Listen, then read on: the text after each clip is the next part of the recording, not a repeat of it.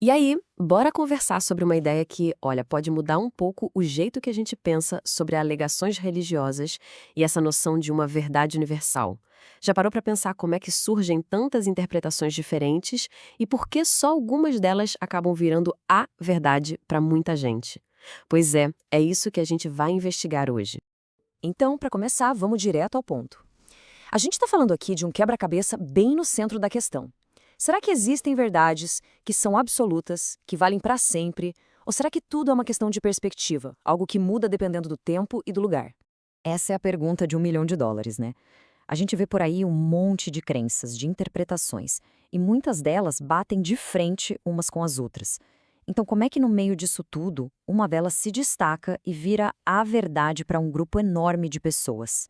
E aqui tem um ponto bem interessante. É muito comum a gente pensar nas interpretações religiosas como algo, sei lá, meio atemporal, sabe? Como se elas existissem fora da história, sem nenhum contexto. Só que a abordagem que a gente vai ver hoje vem para virar essa ideia de cabeça para baixo. É aqui que entra o conceito principal que ajuda a gente a montar esse quebra-cabeça.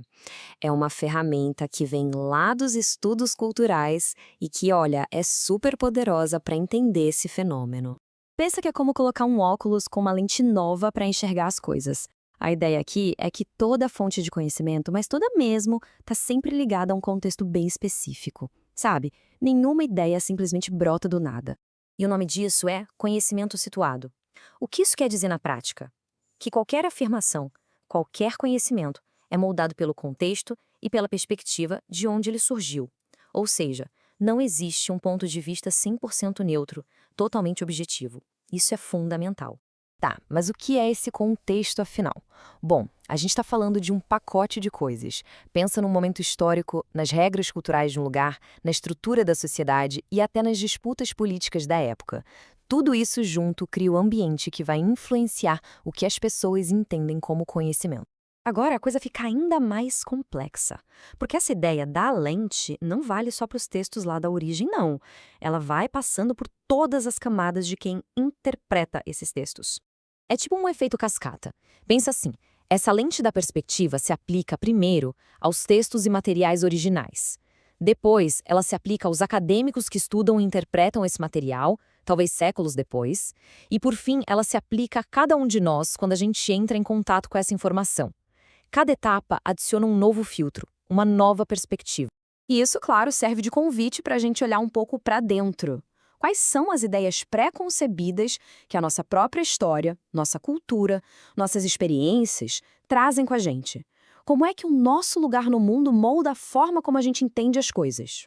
Beleza, agora a gente chega na parte talvez mais crucial de toda essa conversa. Porque não é só uma questão de ter várias perspectivas diferentes. A questão é, quais delas prevalecem e por quê? E a resposta para isso muitas vezes tem uma palavra: poder. O ponto-chave é o seguinte: para sacar de verdade o que é conhecimento situado, a gente precisa olhar com atenção para as relações de poder. Quem tem o poder e quem não tem numa sociedade. Essa dinâmica é o que define muita coisa.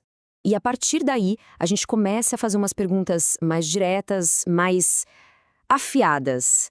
Que perspectivas acabam ganhando os holofotes? Por que certas vozes são ouvidas por todo mundo? E claro, tem um outro lado da moeda, que é tão importante quanto. Quais vozes são deixadas de escanteio? Quais são ignoradas ou até mesmo caladas de propósito? E principalmente, por que será que isso acontece? É um contraste bem claro, né? As vozes que se destacam, elas ganham credibilidade, ganham influência e, com o tempo, o que elas dizem vira a ortodoxia, a versão oficial, a correta. Já as vozes que são marginalizadas, bom, essas são silenciadas, são questionadas e muitas vezes acabam com o rótulo de heresia. E essa é a pergunta que amarra tudo isso. Essa divisão entre o que é certo, a ortodoxia, e o que é errado, a heresia. Raramente é só uma questão de teologia, de doutrina. Na maioria das vezes é uma questão de poder, de quem tem a caneta na mão para dizer o que é a verdade. Ok, mas e aí? O que a gente faz com essa informação toda? Como que a gente usa essa lente do conhecimento situado de um jeito que seja útil? Bom, vamos amarrar as pontas. É super importante deixar claro que a ideia aqui não é, de jeito nenhum, diminuir ou invalidar a crença de ninguém. Pelo contrário, quando a gente entende o contexto por trás de uma ideia, a gente consegue se envolver com ela de uma forma muito mais profunda, mais rica e mais crítica. É uma ferramenta para a gente entender melhor e não para simplesmente descartar. E para fechar, fica uma reflexão. Depois de usar essa lente para analisar textos, ideias, outras pessoas, o grande desafio é virar essa lente para a gente mesmo. Qual é o contexto histórico, social, cultural que, agora mesmo, está moldando a nossa forma de ver o mundo? Fica aí a pergunta para a gente continuar pensando.